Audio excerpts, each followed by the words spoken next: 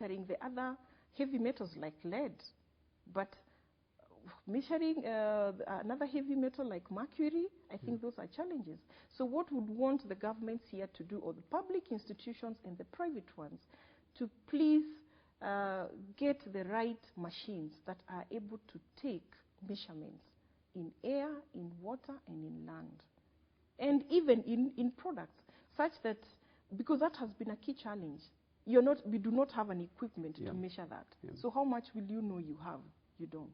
So we want to encourage through the government, through the public institutions like government chemists, like the Kenya Bureau of Standards. I'm actually happy that the University of Nairobi, just the other day, I know that they have now the necessary equipment to measure mercury, because it's becoming a concern. Wow.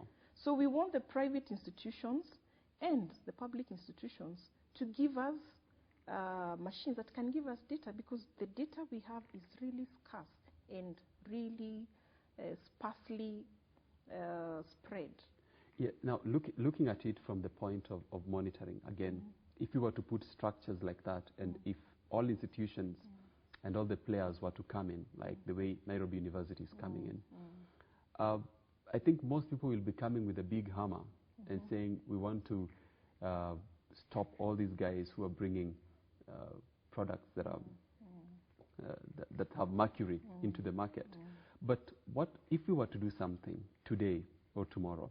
What would we be doing about that small-scale producer who has no idea on earth what mercury is, who is just earning from their genuine hard work, you know, getting the fish out of the lake and selling it to people who are willing to buy? What are we going to do to ensure that, you know, they give us the right product? And also, we do not kill that industry. Yeah. You're right. I actually agree that everybody here, that's why I said this is actually it's a complex issue. And we are looking at this in the first place. Are they aware? Yeah. Do they know what is mercury? So information here and awareness raising is very key. You need to be told so that now you get vigilant. The second thing is that, like we have talked about supply and trade, now the government needs to be stricter. Whatever it is that you're importing, there needs to be declaration. Does it have mercury? If it does, how is it supposed to be stored? How is it supposed to be used? How is it supposed to be handled? You see, these are questions now we need to get to extra caution. So there are these products that already have alternatives. If the alternatives are affordable and available, then we can quickly be able to say, these products, we're giving you some timeline, they should be going down. The import should be going down to a particular maybe time. Maybe in 5 years' time, we need to see all this decrease. The ones that do not have alternatives, we need to know how to manage them. How do you manage their use? How do you manage their storage? How do you manage their disposal? So it is that's why I see it's a complex issue, and I'm happy that the government, especially through the Ministry of Environment, is aware of the way the negotiations are. So all these products have their segments. Now, if you say, that, just lastly, in conclusion, you say that our government is involved, the Ministry of Environment is trying to do something, going to Geneva next year.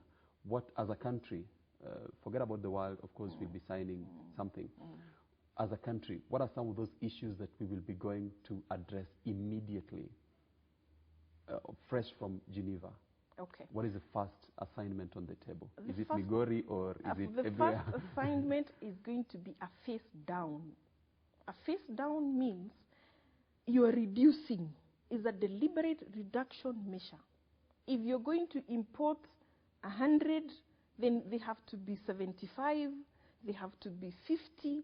And why is it that you cannot be able to switch to an non-mercury alternative? You see, if the reason is cost, now what the government will be exploring together with the other communities now is affordable products. So one is information. Once you know, you're going to be vigilant. Yes. So do it, that's the basic level. Now you know mercury is an issue, please be vigilant. Look at the label, look at the warnings. You know, we just don't look at it, and some of them actually have labels, and they will just draw 2 bones crossed. When they, 2 bones crossed tells you there's something very, very toxic or dangerous. So what do you do about its handling? So information is power to every Kenyan. Thank you very much. We have had a wonderful discussion on mercury. Thank you. I think this is a point to start, even as we move on to educate all the rest of the Kenyans in keeping themselves safe from mercury and other toxic Right. elements in our environment. Thank you so much for staying with Good Morning Kenya. We have been talking about the effects of mercury on the environment and on the human health. In the other half of the show, like I told you, we'll be talking about higher education and national development. So stay tuned.